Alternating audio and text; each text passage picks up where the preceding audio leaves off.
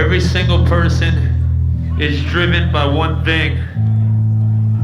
And that one thing is an intense desire for selfless love.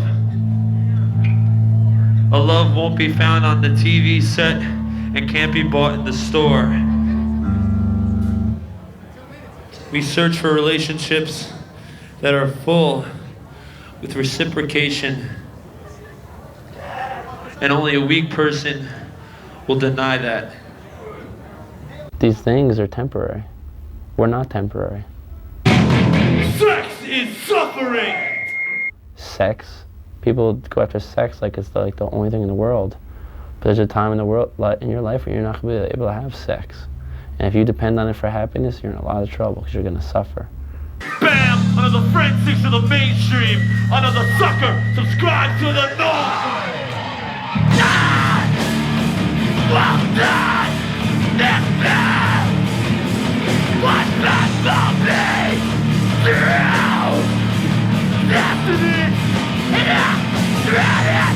For the blood meeting! So I stand in the shelter of the strength of my love! Wasted shelter of the strength of my love!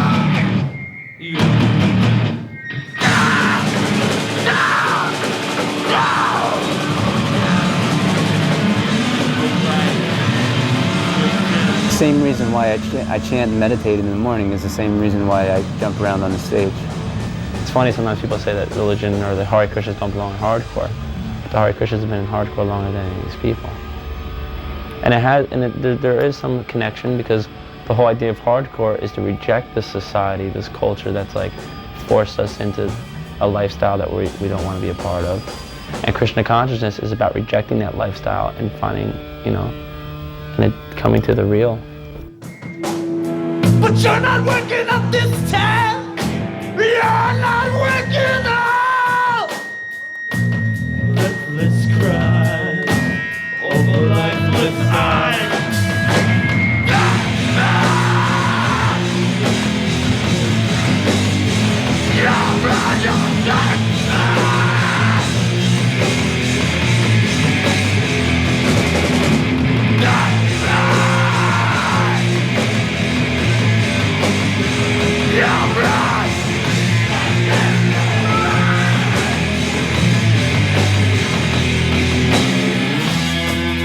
So like a hardcore band, it appears to be a very material, solid, hard, heavy thing. But if it's contacted with the spirit, then it becomes energized. Like if you plugged it into an electrical outlet, it becomes electrical.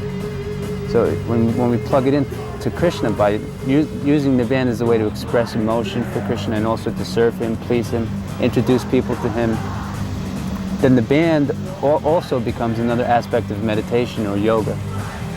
It becomes an aspect called karma yoga.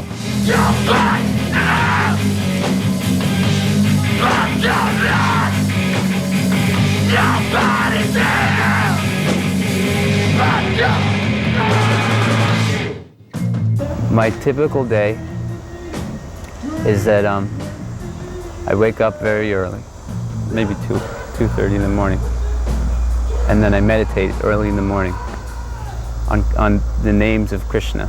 Hare Krishna, Krishna Krishna, Hare Hare. Hare Ram, Ram Ram, Hare Hare.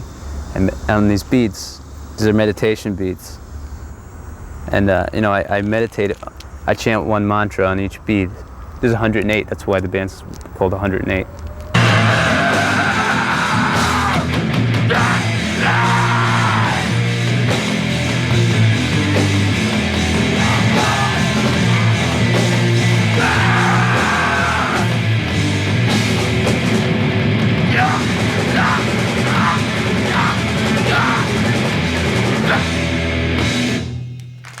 The person who's the manager of this temple, his name is Lakshmi.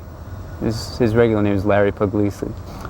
Was probably the person to introduce Krishna consciousness to the hardcore scene. He started to do programs that we call Food for Life, where we just go out and feed people, anybody, mainly homeless people, but whoever comes. And he decided, let's do it in Tompkins Square Park. And Tompkins Square Park is a place where all the punks hang out and where all the homeless people hang out. And that's why he wanted to do it there, but everybody else was kind of like, all the devotees were kind of like, you know, that's where all the punks and the homeless people are. And he's like, yeah, well, that's the idea, you know, let's go there. That's what these people are, people who need things. First of all, they need food. Second of all, they need something spiritual to pull themselves out of that Tompkins Square muck, you know. But what he also did was he did concerts. He did punk rock concerts at Tompkins Square Park. He would book like Black Flag, the Cro-Mags, and put them on, and then he would distribute the prasad or the food at the shows there. So that's how he met John Joseph, Harley, and the bands of that era, like Antidote. But actually, it was mainly John Joseph and Harley, and I believe that they had like a kind of a circle of friends too. So it was that era. He would know the year better. I guess it was '84. It was funny because I was in the military, like I said, you know, and I used to hang out in D.C. and the devotees would be chanting in D.C. and I'd be like, making fun of them and stuff. And 2 years later, I was out there myself doing the same thing. That's Vishnu. He's an expansion of Krishna in the material world for creation. Like, you know, that's what they say. Vishnu creates, Brahma maintains, and Shiva destroys. I've also got Lord Shiva here. The reason why parents are not so thrilled is because they want to have, it's natural, they want to have a child that they can brag about and feel good about. And that you can't brag that your child's a Hare Krishna.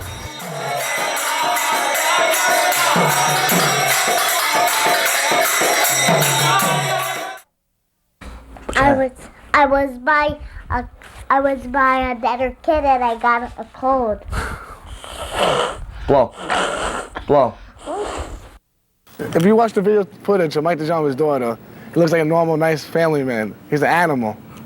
The DeJean family, they're not, they have like extra Y chromosome or something. They're like Neanderthals. Like, what's up? Daddy, I want to go. I want a cookie. You want a cookie? One plate. You look like such a good family guy. Yeah, it's all an act. All that money. I want my cookies in the bowl now. Excuse me. Now. But I went to school with a lot of hardcore people. Chalker from 109mm. Some guys from the New York Hoods. And Mike DeJean, you went to school with him also? He actually he went to school earlier, like when I was going there. He was already thrown out when I went there. And what did you get thrown out for? Punching Mr. Tracklist in the face. All right, but what was I saying? Don't talk. Oh, you can talk. I can talk. You're talking to me. I'm just talking to him. I'm not talking to the camera, right? Okay. Talk to the camera. Talk to the camera. All right. I can. So like I can talk. you wanna go down to Jane's house? You gonna have kids one day? Hopefully not. Never. I don't think, nah. Why not? Look at how I turned out. You think I want to, nah. Nah, I'm really joking. I don't know, man. You know, like, you know, whatever. 2.5 years ago, I got stabbed. And I was in the hospital for a month and a half. How'd you get stabbed? What happened? I got stabbed, my ex-girlfriend had a car and I took her car to work. I was working at my boy MQ in Two Hip construction and MQ's looking out the window, so someone's in your car. You know, yeah, all right. So we looked, some guy's in my car, some crackhead. So I ran out and I thought it was like a little crackhead guy. So he looked at me, I looked at him. We swung at each other. I hit him, snuffed him. All of a sudden there's a handle sticking out of my ribs. He stabbed me with a screwdriver, so I ran across the street, gave it to the waiter, and he called the cops. I ran, we beat him down. We thought we killed him, so we had to leave. But I got stabbed through my liver and my stomach with a 6-inch flathead. But Mike DeJean's cool, like, we got him, he called me up in the hospital, let's do this. When I got out of the hospital, that was it, Crown Thorn started. When I hear something funny, how I came with that name, people are like, that's a great name. I was, one day, I was eating sushi, and there's some fish called thornback, so I wanted to eat something with thorns. So I said, oh, crown of thorns. You know, like, I'm Jewish, right? Like, crown of thorns. My mother hates that.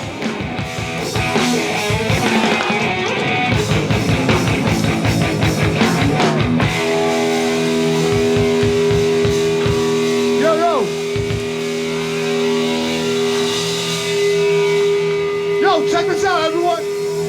We're being filmed tonight. I want everyone up here like an old show. Go fucking crazy, no fight. Let's go down to James Design and Mike Design. What's up?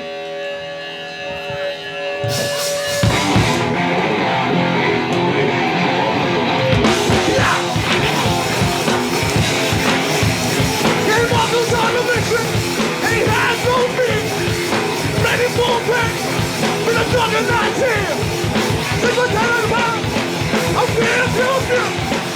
He's his own truck, and his own jury. Give a footstep. I've been camping.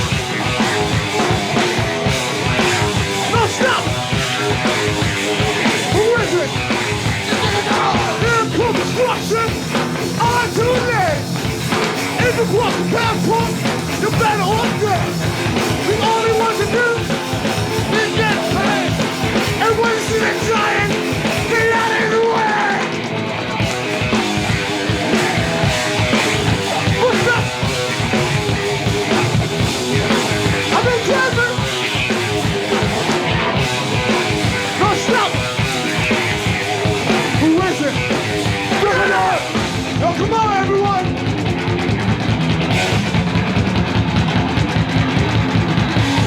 If you know the words, come on out!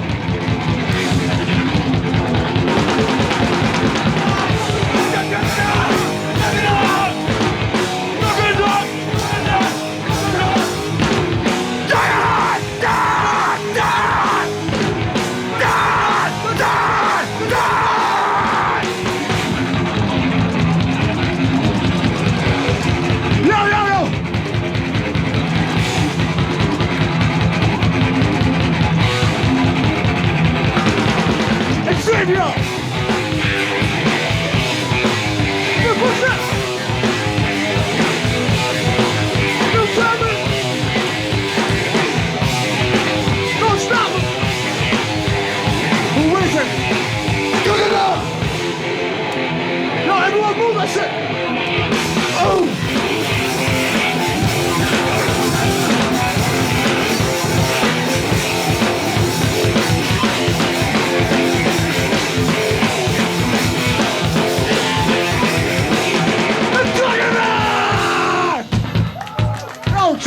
Chill.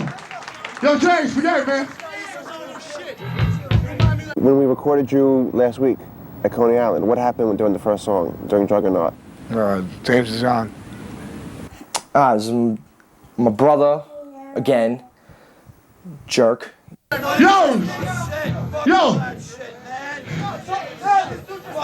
don't know. Yo, put all this shit in check, Yo, though. Yo, I fell on the floor, instead of helping me up. Yo, James, chill. It only takes a few fucking rotten apples to destroy the whole shit, you know what I'm saying? Start fights at shows and to fucking get this fucking fake bullshit gang shit going on, you know what I'm saying? We got bad luck, like people, you know, and it has like, we get like a bad rep, you know, like people, a lot of clubs don't want to book us because saying that, you know, because, you know, we start a lot of fights, you know, it ain't us. You know, it's just like shit breaking out, like, while we're playing, you know? Anybody fucks on a bitch might get told over the head. Fuck all these motherfuckers. Yo, you wanna fight? Outside, yo! Yo, stop. Yo, Jay, yo, still! Chill, please. Yo. We ain't filmed, guys. Stop it, please. Yo, everyone, seriously, yo, stop.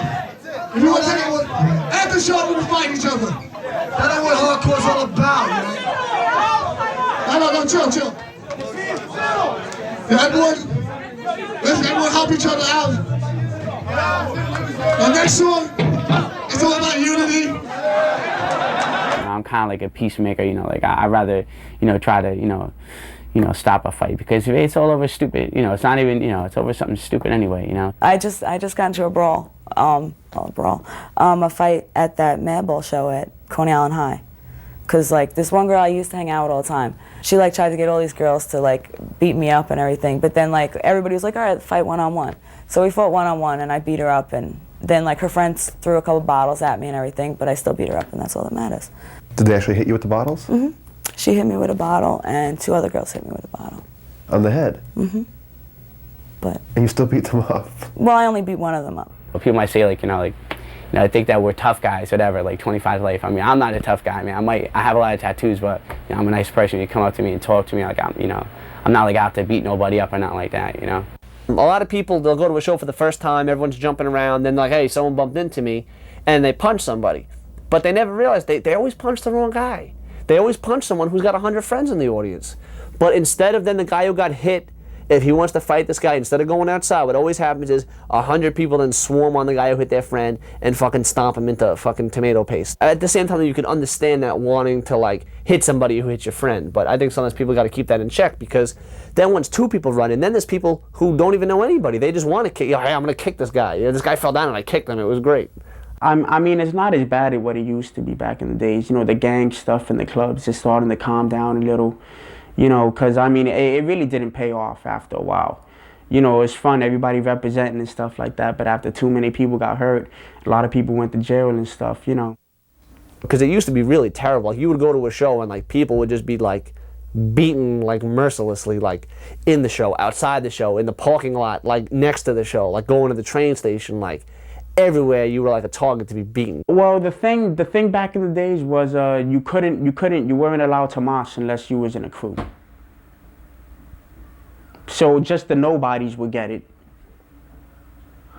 If a kid jumped into the pit and wanted to mosh and nobody knew him, that's when everybody would just make an example out of him and stuff like that. And what happens, that's minus one person that's never gonna come out to another show again. Sundance was the home of the beating, by the way. Yeah, Sundance was the club where you could just be standing anywhere and all of a sudden like, yo, what's up, man? And like 100 people just break your fucking head open on the floor all the time at Sundance. So I would just say, whatever, like to kids that think that, it's about like, next time you go to a show and you're gonna beat this kid up, just, think ahead. Just, all I'll say is, just think ahead, man, because you never know when you're gonna hit the person in the right spot, or hit somebody with a bottle, or stab somebody, and that kid dies, man, and you're gonna fucking spend 25 years to life, spend 25 years of your freedom in jail, man, for something that, you're gonna want to change and that you can't. There's no going back, It's like, you know what I'm saying? What's up, motherfuckers? Y'all ready to get your money right? I'm doing to you on. Move the fuck up.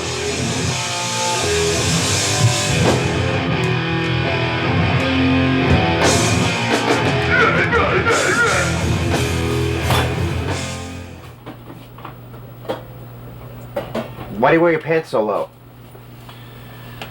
Yo, cause I got fucking cheap belts, man. These belts, they're $1.99, man. Don't ever buy these belts. Look at every show, man. All my belts are fucked up. See that? They all like from every show. They said these belts are $1.99. I buy them at the Army and Navy store. And one day I was like, damn, yo, why do they sell these belts so cheap, man? These are like the best belts. But I noticed that after a while, they fucking give away, and like every week, every month, I'm buying like a new belt. So they're making a killing off me, man. And every hardcore kid wears those shits. It's like the belt to wear, but it's like they die out. And don't buy the one from the Gap. The Gap one's like $10, but it's short. See, these are long, man. This is the real belt, yo. See, it's long, it hangs. I don't know, it's like, I'm telling you, man. There you go. Seriously. Do you think it's healed by now? Yeah, by now, yeah. Like I could pull on it and stuff. Doesn't hurt? No, just sits there. But like, when I eat or when I brush my teeth, I get toothpaste on it, I get sauce on it. Are you afraid to get a piercing ripped out? Yeah, that's why I really don't dance no more, though, I mean, but, like, if I want to go off, I go off sometimes, I dance, pretty hard and shit anyway, so that's why I'm like, whatever. Like a lot of shows I go to, it's like little kids, so it's like, like I can't really dance the way I want to anyways. I'm afraid I'm gonna hurt, and then like I hit somebody, and then it's like, oh, yo, you hit me, Rick. My earrings have gotten ripped out many times. I don't know. I never thought about it. They were getting ripped out. I'm sure it could be, obviously, but I never really worried about it for some reason or another.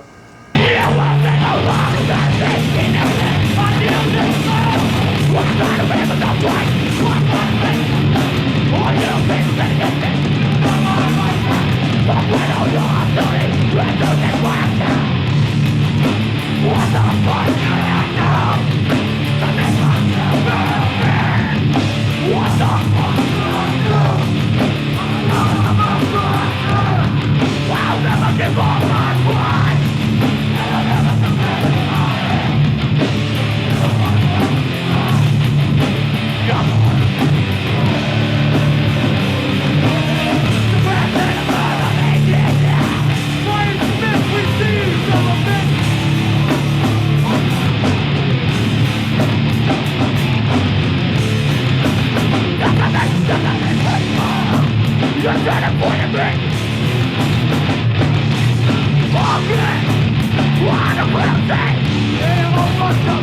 At that show, at the Northport show, it was I just got mad. I couldn't open my jaw the next day. Somebody hit me so freaking hard. You saw that, Brendan?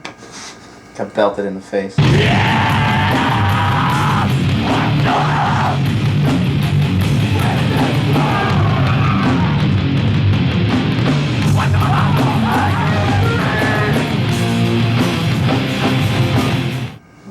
I see something shining over there. I have a nipple. I have some nipples too. But everyone has nipples. One's actually falling out as we speak. Yeah, well, because he jumps off the stage all the time and everything, and so he always has no shirt on, so his nipple rings are probably like nasty. I remember one time he was like trying to show me the hole or something. I was just like, I don't want to see it. Madball! Madball, you hit me in the eye, you fuck. Where are you? I'm gonna kill you one of these days. See, he broke his thumb. There you go. It's all good. The hardcore scene, a lot of young people let their energy out, kicking it around. The violence, it's not really, you know, they don't come to do violence to people, they just come to let off their energy. And you're not doing drugs, you just get really crazy in the pit, you know, going psycho. And some people might get hurt every now and then, you know. But that's not what they come there for. It's just to let off some steam, and it's good music, you know. It ain't the lovey-dovey Grateful Dead shit, and it ain't no Johnny Mathis either, you know. It's kicking it the hard style, the way we live on these streets. You know, you face it every day. I mean, there's crack on that corner, there's heroin on that corner, you know. It's there, and the music lets it out, you know. We get away from the drugs and just listen to the music and kick it. And sometimes it gets a little raw in the middle.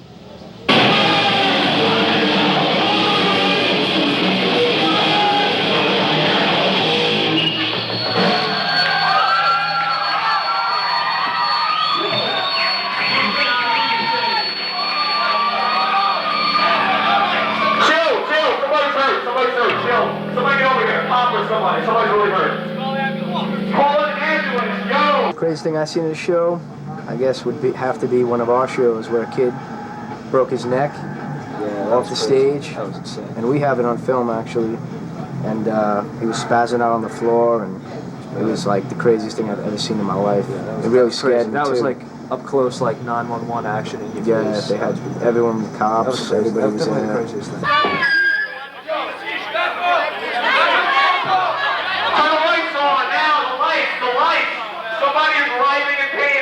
Turn the lights! Yo! Yo, you fucking dickhead, stop looking and back the fuck up! Back up, everybody back up! We called him like a couple days later to find out how he was doing. We found out who he was. Who he was, and just make sure he was cool. Sure he's alright, you know. Like he lived and shit. We didn't want to see nobody die at the show, especially. I feel bad for kids. Whenever I see people getting dragged out of shows like that, I think, damn, you know, why? He could have enjoyed the rest of the show and just went home with a few bruises, but they just had to make him go home early. You know, that's not fair. My big brother, Roger. Yo, what's up? What's that documentary video there? Me and Jimmy can stop, we're gonna do this. Oh, stop, big up hardcore. We got no stick for this.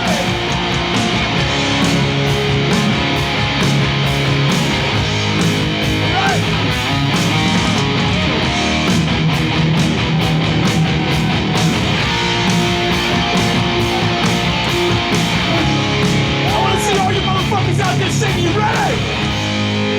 1, 2, 3, 4. Let's go.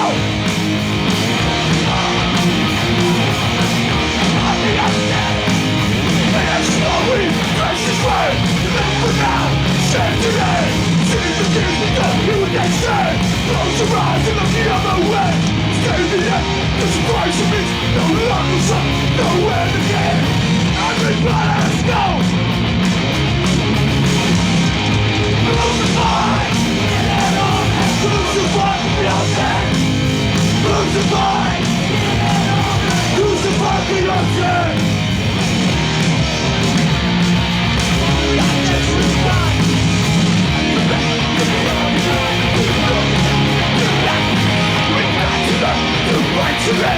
Only life is out in hell! It's not the game!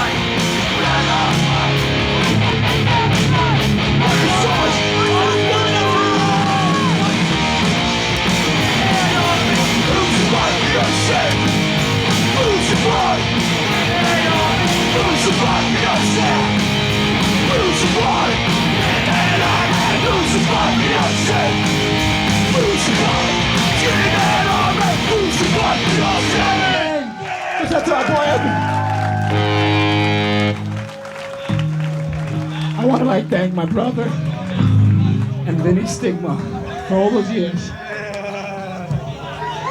Vinny Stigma! Let's hear it from my brother Raj. What happened at the Madball show? You mean why I am in these conditions? Nothing. I went to go to the Madball show like I always do because Freddie, my brother, he sings, you know, and I did one song, and everything was fine. I did the song, and I just jumped in and danced like everybody else, you know. I jumped on top of to the right crowd, and then someone jumped on me. I don't know who it was, and I fell through and I broke my back there, and that was it. Nothing like this ever happened to me throughout my years of doing this type of music, you know. So I gotta learn to calm down. I'm getting maybe a little too old for this, you know. How old are you now? 31. I mean, stuff happens. I mean, you know, there's a big misconception out there with like dancing and everything like that, that it's just meant to hurt people and stuff like that. But it's not really like that. You're in your own space, and if it happens, it's part of it. But it's all in good fun, so it's not like that's what it's about, you know? Yeah, you're not there to kill each other. They're just like dancing and having fun, you know? I broke a couple of ribs once in a show in Rhode Island. How was that? I don't remember how it was, but it wasn't like this. I blacked out for a quick second. As soon as I got up, I realized I couldn't stand. So then I asked Nick to get me, you know? Then he carried me downstairs, and it was just a lot of pain from there on. I thought I actually broke my back bad. You know, then I saw I could move my feet, so I was happy. I got a couple of times fucking bashed. See, I had 2 piercings, now I only got 1. I got kicked in the back of my head, I heard this fucking line here. My whole body's all fucked up, you know. Before I go to the pit, I gotta brace myself. I got a knee brace, I got a fucking elbow brace. I'm all braced up, you know, but you know, I'm all fucked up, man. I got fucked up, man. I had like I got my eyes sliced open, got my teeth knocked out. I had a lot of fucked up stuff happen. Your teeth knocked out? Yeah. I got hit with brass knuckles.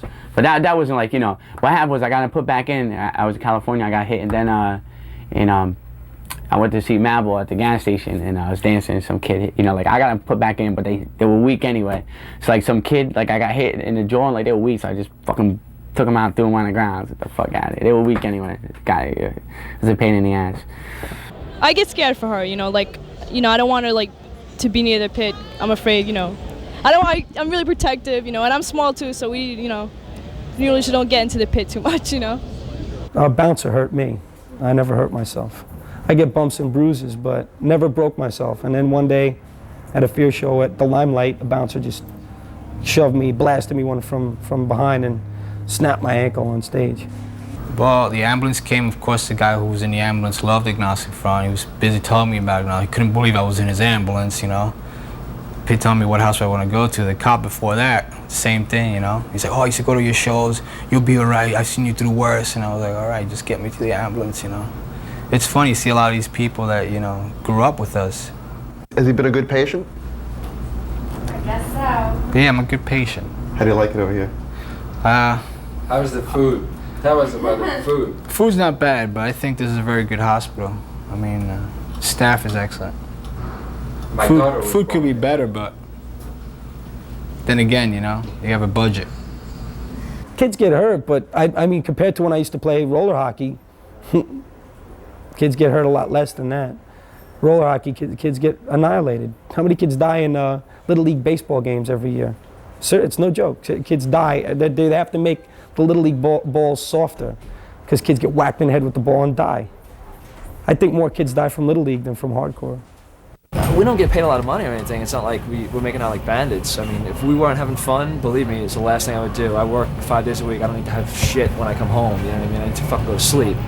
If I wasn't having fun, no, seriously, you know, if I wasn't having fun, I wouldn't do it. You know what I mean?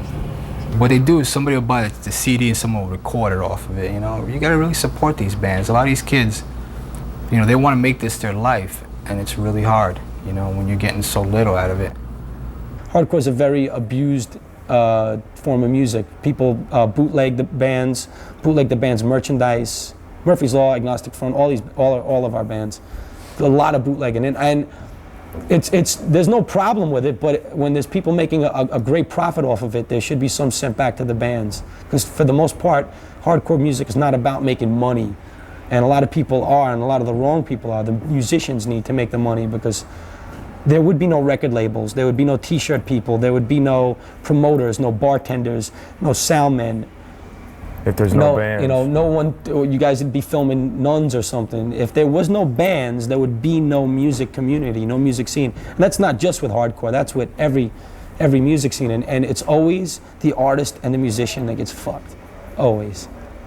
That's the thing, man. I've not received 1 penny from any Cro-Mags record, ever.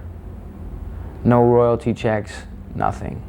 I did this music for the love of the music, because I never got a fucking dime. Even when we went on tour, I didn't fucking get no money. Even though we're in front of the premium pump, us hardcore label guys do not use premium gas. Because the tank's back there, it's like regular. Do you guys make money from Madball? No, Madball sucks. Nah, you seen where I live, you know. You know, it's hardcore. Hardcore itself don't really make a lot of money. You know, I work construction here and there, you know, work construction with a contractor that we know, me and Will. Together we work construction. I've worked for UPS for a little while. Like driving trucks and stuff? No, not driving the trucks, loading. I do construction, but now I'm working at a liquor warehouse in Astoria. Met a lot of people from hardcore there too. Joe Bruno, Murphy's Law mascot. I met him through my father. I actually wanted to be a police officer. I took the test a couple times, and then I went as far as I was supposed to go for my medical examination, and I never went. I got scared. My father's a retired police officer. He works at the liquor warehouse I'm working at now. I wanted to, you know, export like dangerous animals, like venomous snakes and stuff like that, but there's not really too much of a market for them out here, since you know, not too many kids are interested in like spitting cobras and stuff like that. I work in an office, basically, just an office job, 9 to 5, suit tie guy, you know, the whole deal. That's it. A lot of guys are the same. There's another guy in that band, the other singer, Mike. He's an accountant. I'm a receptionist, and I do like a mailroom at this small company that's been like laying off a lot of people. It used to be like a couple hundred people work there, and now it's like 19 people work there, and it's very short time before I lose that job. I used to work for a delicatessen, but you cut the meat. I went away, so that I had to leave that job. That wasn't happening. You went to jail? Nah, I went to Europe. All right. So after that, I came back, and I worked at a cleaners, and they would pay me like $3 an hour. And it was really bad news. No one spoke English. It was really a pain in the ass. It was like hard time. Where I work at Hunts Point, and there's like a piece. It's an area in the Bronx, fucked up part. Market. I do, you know, grounds work, sanitation, and all that shit. Nigga, you a garbage man. Shut the fuck up, nigga. Trying to diss my job, man. I'm trying to diss your job. But what do you do? Yo, I scan naked bitches all day. That's it. Yo, he works for Big Butt Magazine. Big man. butt, black tail, over 40, over 50 lips, tail ends. Damn. Then I went over to an animal hospital. I started killing animals and shit. I wasn't having it, man. It was a bad time. He got his Earth Crisis record. They were having me like bag up the animals and throw them in the fridge and clean up that crap. Because like they go to the bathroom when you kill them, so it wasn't, I didn't like it. What'd you have to kill them with? A needle, man. And why were you some, killing like, animals? Euthanasia, whatever that shit's That's called. bullshit. Man. It's crazy. So I got out of there. Then I started working for a contractor, trying to learn like a trade because, you know, the college thing ain't happening for me. So I just finished a job and now I'm at work, you know. But I want to become a fireman or something like that. Help people out. That's hardcore, right? Have a hydrant tattooed on my neck or something. Dalmatian. With the kids running out, like backdraft or something. Oh. Hard to say what's going to go on, you know. I mean, I'm sure, like, you know, I'm pretty sure that I'll be involved with it. If I'm not, if 25 Life, you know, whatever, if we decide that, you know, we have nothing more to say and we fall apart, I'm sure, like, I'll be, you know, involved with it somehow, either having like my own record store or running a label or something. I'm sure, like, I'll be involved somehow, doing something. Yeah, you know. If one band blows up at a New York, like the New York hardcore scene, and every band is like the label, just like when Guns N' Roses got signed. How do you think Faster Pussycat and all these fucking shit bands got signed? Because Poison, Warrant, Trickster, you know what I mean? They all got signed because Guns N' Roses sold like X million amount of records and everyone wanted to have their Guns N' Roses. Hey, those guys got long hair and, you know, they kind of wiggle around and shit, let's sign them. If the media focuses on New York hardcore, I think Orange 9mm will do well. I think Quicksand, bands like that, but I don't think like a lot of the bands, like the more, I guess, local bands, I don't think they're really going to be affected by it. I don't know. I think they're too, like, in your face for, like, the mainstream. You know, they're not, you know, exactly singing about falling in love and getting married and stuff. I want to see it growing in a positive direction where kids are controlling it themselves, where we're controlling it, not some guy that sits in an office and is like, you know, hi, Joe Schmuck from Poo Poo Records. I really care about what you guys are all about, and that's not what it's about. I got a chance to do things I actually enjoy. A lot of people grew up from going to school and to another school, and their whole like section of life, like when they should have been young and enjoying stuff, they blew it in school or something like that. I think it was called for me. You know, I got to be young for a lot longer than other people did. You know, I felt young while I was doing it the whole time. Is there ever going to be a day where like you're going to cut your hair short and shave and? It wouldn't matter, yo, because I got mad tattoos and everything. So I mean, like a commitment, you know. So what do you? Kind of like, yo, it's not like I could just like tomorrow decide that I'm not gonna be in a hardcore no more. I would still live a hardcore lifestyle. It's gonna be hard for me, by the way. But I made my decision. You know, it's not for everybody. It's, you know, it's my life, it's my decision. I mean, you got kids that go to college. That wasn't for me. It's not that I didn't fit in. It's just I didn't want to fit in. Yo, that wasn't for me. You know. I mean, I chose my own lifestyle, my own path in life. This shit was that shot for me to Jersey. Everybody, oh yeah, motherfucker! Oh yeah!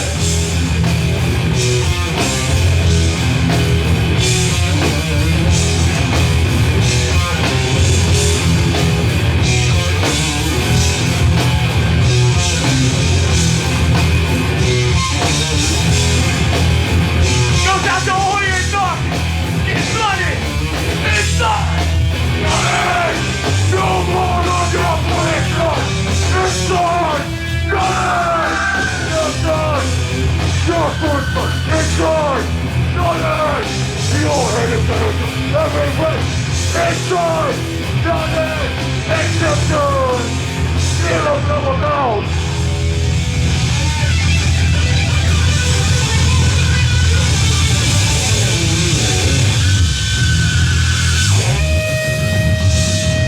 It's not everybody! Hardcore this! Yo, support all the bands.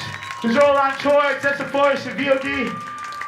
Alright, thanks a lot. Yo, we're playing here August 31st at Murphy's Law.